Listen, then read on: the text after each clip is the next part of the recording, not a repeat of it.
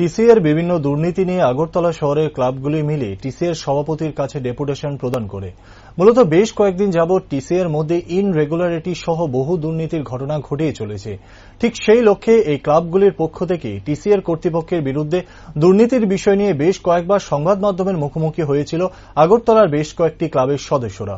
কিন্তু এত কিছু হওয়ার পরও এখনো পর্যন্ত টিসিএর কর্তৃপক্ষের বিরুদ্ধে কোনো পদক্ষেপই গ্রহণ করা হয়নি, যার ফলে মঙ্গলবার উক্ত ক্লাব কর্তৃপক্ষের তরফ থেকে 10 জনের একটি রিপ্রেজেন্টেটিভ টিম টিসিএর সভাপতির নিকট একটি নোটিশ প্রদান করে, যার মূল উদ্দেশ্য হল টিসিএর যারা কর্তৃপক্ষ রয়েছে তাদের সঙ্গে আগরতলা এবং সাব ডিভিশনের ক্লাব সদস্য নির্দিষ্ট মিটিংয়ের দ্বারা দুর্নীতির বিষয় নিয়ে আলোচনা করা এবং তা দ্রুত সমাধান করা। এমনকি এই নোটিশে নির্দিষ্ট সময়সীমা বেঁধে দেওয়া হয় ক্লাব সদস্যদের তরফে। পরবর্তীতে ডেপুটেশন শেষে সাংবাদিকদের মুখোমুখি হয়ে এ কথাগুলি বলেন ক্লাবের একজন সদস্য।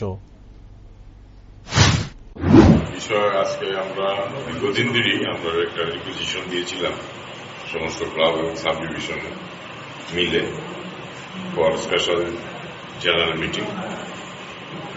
বিভিন্ন ধরনের ইরেগুলারিটিস, বিভিন্ন ধরনের মিসকন্ডাক্ট যেগুলি আমাদের চোখে পড়েছে সেগুলি ক্লারিফিকেশন আমরা চেয়েছি, এখন অবধি পাইনি।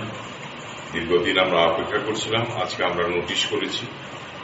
এটা অ্যাজ পার টিসিএ কনস্টিটিউশন এখানে আমাদের স্কোপ আছে যে আমরা যদি 10 জন ফুল মেম্বার পক্ষ থেকে রিপ্রেজেন্টেটিভ যদি সই করে নোটিশ করে স্পেশাল জেনারেল মিটিং এর জন্য, তাহলে তারা যদি না মানে 30 দিনে আমরা অপেক্ষা করেছি, তার জন্য আমরা 21 দিন নোটিশ দিয়ে আগামী 20th জুলাই আমরা ডেট দিয়েছি স্পেশাল জেনারেল মিটিং এ আমরা নোটিশ করেছি।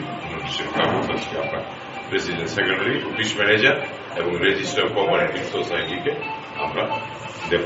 কি কি ম্যাটার ছিল? মিসকন্ডাক্টের অনেকগুলি ছিল। আমরা দীর্ঘদিন রিকুইজিশন দিয়েছি।